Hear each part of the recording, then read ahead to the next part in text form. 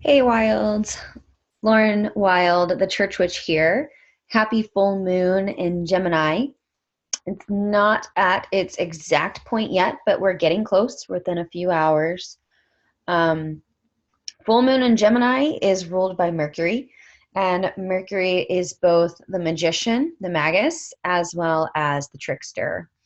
And so I am just working with this energy. I've had some technology issues that have been going on and just trying to like work through it. But what I wanted to talk about is this full moon in Gemini, which is the cold moon. And it is very cold. I'm in Ohio and it's like I woke up and it was like 12 degrees this morning. It was stupid cold. And then, just talking about all of these major aspects that are happening, that are starting to come into a lot of density. Um, and I just want to talk a little bit about closing out 2019 and then moving into 2020. And we're going to talk a little bit about evolutionary astrology as well. So we can kind of like talk about the massiveness of where we're going in 2020. So not only is this the last full moon of 2019, but it's also the last full moon of this decade. And so, you want to kind of go back and think about like what was going on in 2009 for you. That was 10 years ago, right? It's crazy how fast it goes. Like I was coming up on, or I was celebrating my first year, my first Christmas being married. Look how much has changed. It's so crazy.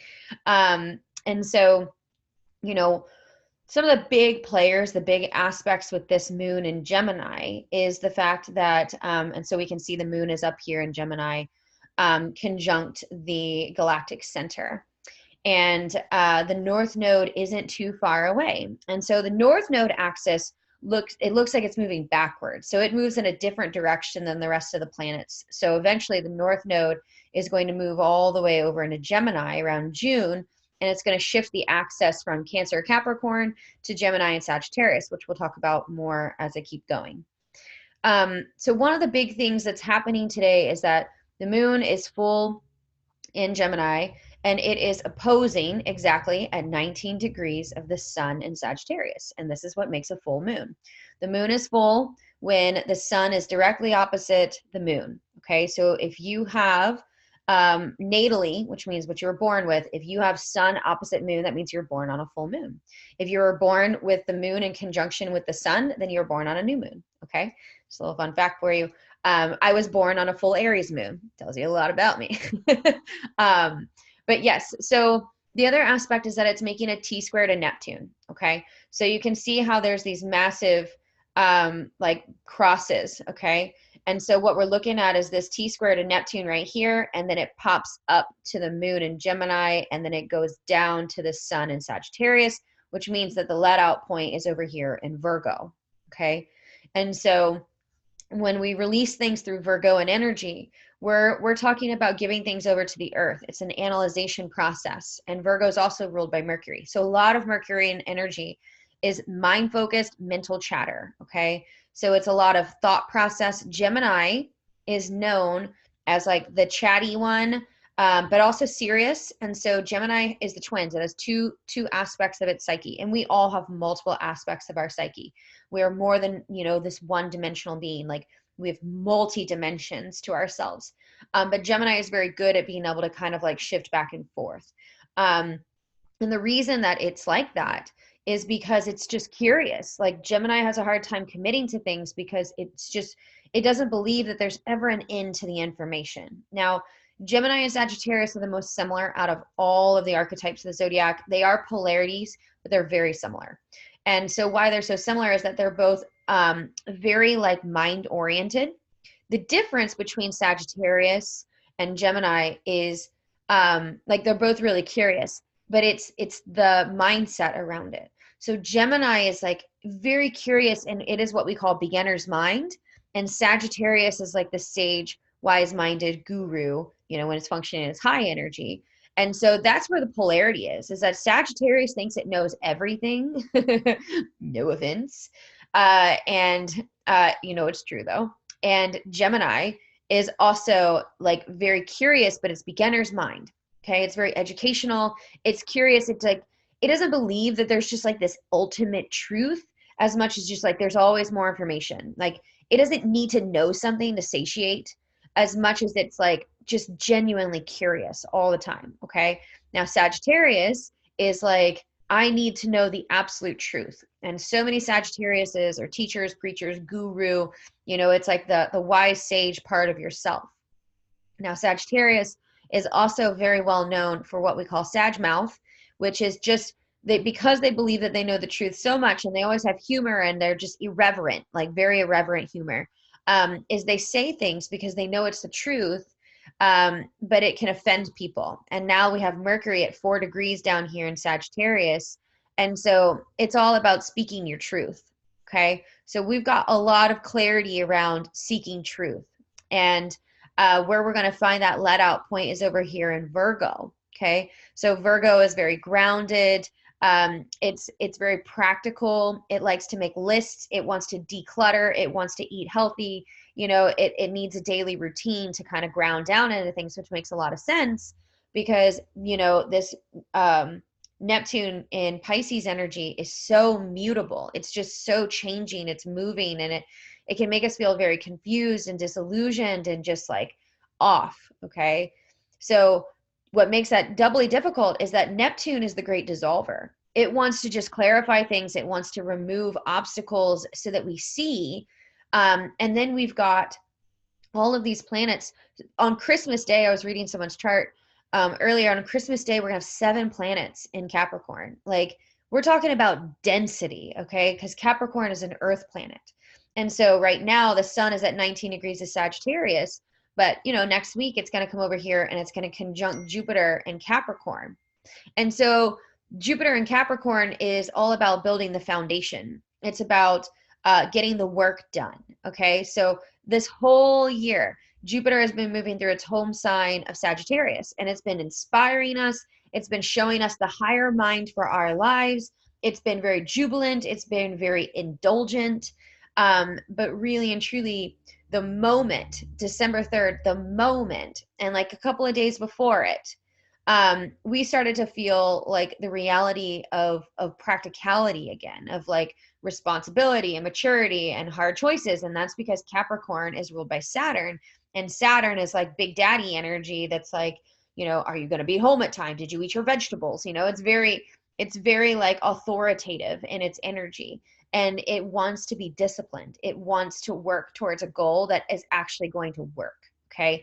So with Jupiter, which is all about spirituality and the seeker of truth, coming up on Saturn and Pluto in Capricorn later this year, we're talking about 3 heavy players that are looking to basically level the most like grounded parts of our government. Okay. Like, literally, Pluto in Capricorn is about overthrowing the government. And I don't mean like, absolute craziness, but we got a lot of Eris energy happening as well right now, which kind of takes people into the streets.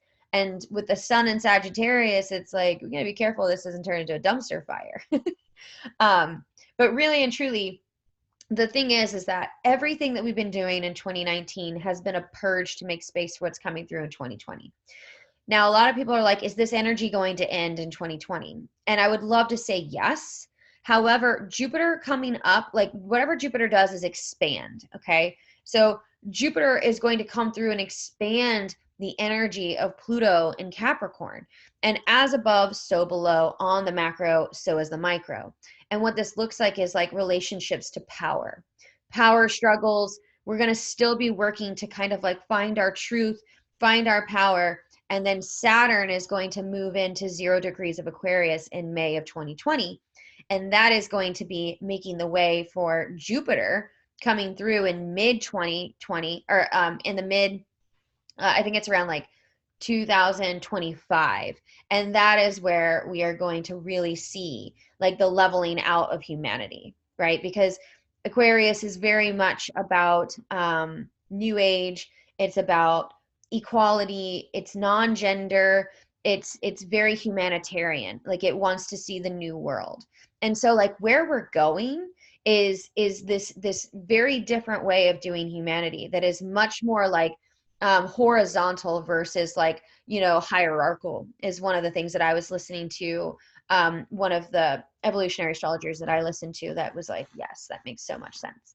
And so, you know, this full moon in Gemini is in an opposition to Sagittarius. And so it's giving us a lot of clarity around what the work is that we're going to do when the nodal axis shifts in summer of 2020. Okay, so pay attention to the storylines, because Gemini is like everyday storylines. It's notes, it's electronics, it's computers, it's text messages.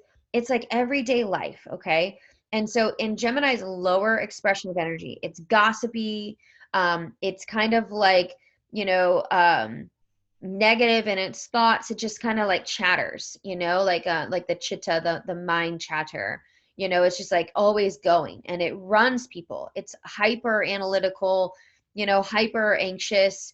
And so within like the higher energy, the higher expression of Gemini, we're looking at like new thoughts. And so this is about ushering in the new paradigm in our minds.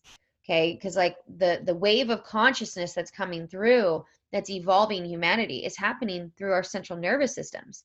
It's evolving our minds and our consciousness. So what we're looking at is all of this energy being purged away. So, you know, in like this very dense aspect of our psyche, which is Capricorn, which is like tradition. It's like what we've been told we're supposed to do for the last 500 years, you know? And it's like really dissolving this end of a paradigm. Like we're really starting to move into a different aspect of consciousness. You know, and when we have Uranus, which functions in like somewhat I hear a lot of astrologers say 4D consciousness is an awakener planet. It's not 5D, but it's 4D. And then we've got Neptune in this square. It's like we're dissolving old structures. We're moving past old paradigms. Our minds are waking up, and we're experiencing big shifts. And Uranus and Taurus is the earth. Taurus is literally Gaia. It's like the most embodied. It's our bodies. So it's literally like awakening our bodies. It's awakening trauma. It's awakening like the collective wounds that we experience. Like it is a big shift in the central nervous system. It's a big shift in the body of us individually as well as collectively. Okay. So like we are starting to feel these waves, these seismic waves shift, and where it's going is in the mind. And we got to make enough space. And if you've come out of a deconstruction culture, you know it's so important that you start getting past these old structures, these old scaffoldings of like, you know, can I have a free mind to experience truth? And if the only storyline you've ever been told is like, I can only worship one God and I have to fall within this box, or God isn't going to love me and I'm going to go to hell, then you're really going to suffer moving forward. So it's like we're experiencing all of these shifts, these deconstruction pieces, the scaffolding's falling, and it's scary. All right. Like I deconstructed, I went through dark night of the soul. It was scary. But there's so many people that are waking up now in droves that hopefully you don't feel like you're alone. But really and truly, you know, the other big aspects that I would point out would be the fact that, you know, right now the South Node is in a conjunction to Jupiter within a 6-degree orb. So we are still doing some pretty intense releasing energy right now. We're letting go of this old energy that doesn't serve us anymore. And then Venus is in a conjunction with Saturn yesterday exactly. Today it's straddling between Saturn and Pluto. So this is intensity in relationships. This is intensity in finances, and intensity around the stories that we tell ourselves with self-esteem. Okay. So this is about restructuring your sense of like your own value. This is also about restructuring how you want to make money and how you have confidence within yourself and the relationships that you want to be in. It's breaking down some pretty traditional strongholds of like relational aspects and asking for a fresh new start. Okay. You know, we've got a couple of trines over here, and we're talking about, or I'm sorry, sextiles. We're talking about support, you know, like something that wants to help you kind of like transform it and get it off the ground. But the energy that's so present right now is earth energy. We have earth energy, we have air energy, and we have water energy. And so what we don't have a lot of right now is fire. You know, we've got the sun and Mercury down there in fire. So what that means is that the only thing that's really like lit up is our ability to want to talk, especially with the moon in Gemini. Like we want to talk about it. We want to feel passionate about it. So the ritual tonight is about expressing yourself, and it's going to move from tonight till tomorrow. Yes, the pinnacle of energy is tonight, but really I'm not doing my rituals till tomorrow. I'm going to do a video on the ritual that I'm going to do, and it will be in the link below. You'll see it. But essentially it's a pagan craft, and I'm going to hold on to my craft until the new moon eclipse in Capricorn. And so what it is you take a pine cone and you take paper and you write the things down. Gemini is the writer, it is the author. Okay. And so, you know, you want to write down the things like the storylines that you're releasing, because it's about old storylines. Like, what are you releasing in 2019? What are you not going to take into 2020? What is the story that you're writing for yourself moving ahead? Because you have the opportunity to rewrite your story. Okay. And then you start writing it down on all these little pieces of paper, and you roll them up, and then you shove them into the pine cone. I'll show you. You'll see the picture. And then you take a candle that you have lit for the new moon, I'm sorry, for the full moon, and then you take the wax and you pour it all over. And then it becomes a fire starter for the new moon fire that you're going to do when the new moon's in Capricorn, which is also eclipse season. So what you need to recognize is that we are in eclipse energy. You know, like we're in the vortex. What we start manifesting right now has power. So be mindful with your words and be mindful with your thought. The biggest thing that I would say is that Gemini full moon is about beginner's mind. 2020 is about beginner's mind. It's about releasing all the old shit and stepping into new educational paths, new mindsets, new pursuits, new affirmations about the self, and then letting go of the parts of ourself that we feel like know everything. Because the South Node is going to be in Sagittarius, and Sagittarius is a bit of a know-it-all. We all have Sag in our chart. Wherever Sag is in your chart is where you could be a little bit of a know-it-all, right? And so hopefully this is helpful to you. The biggest thing that I can say is you just need to talk about it. You need to get it out. Gemini is also, Gemini moons people natally tend to be a little bit more, let me think, how do I put this? They're very curious. They're very intellectual. They tend to go to their mind to process things. They can also be a little irritable and grumpy. Okay. Like, especially if it doesn't work out the way that they want it to, because Gemini is also the engineer. So it's like, they kind of have a way that they're trying to like make things go. And if it doesn't go the way that they want it to, they can get irritable. And with that, Mercury in Sagittarius and Mars at 15 degrees of Scorpio, meaning it's reaching its pinnacle, is like, it's pretty frustrated energy. You know, it's not super jubilant. We've got all this hard ass energy in Capricorn, just making everything feel concrete. And then we've got Mars and Scorpio, which literally the archetype of Mars and Scorpio is the 5 of Cups. It's depression. It's disappointment. It's literally just being like, blue, you know? And so many people that are born in the generation, you know, in like the late 70s, to the like late 80s that have Pluto and Scorpio, like Pluto and Scorpio is like Mars is landing on their Plutos right now. And that means that Lord of Death meets Lord of War, and it just feels like fucking death. You know, I just got through mine and I am like, see ya, good riddance. That was terrible. So you just want to recognize it's Mars moving into Sagittarius is going to be its own version of challenge. Mars is just challenge in general. Like that is its archetype, is challenge. It forces you to take action. But Mars in Scorpio is literally like disappointment and sadness and depression. So like we're moving through some heavy karmic shit. We're letting things go.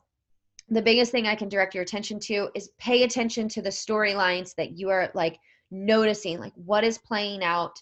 And then tomorrow we'll do the craft, we'll do our ritual. I'll do a video on that.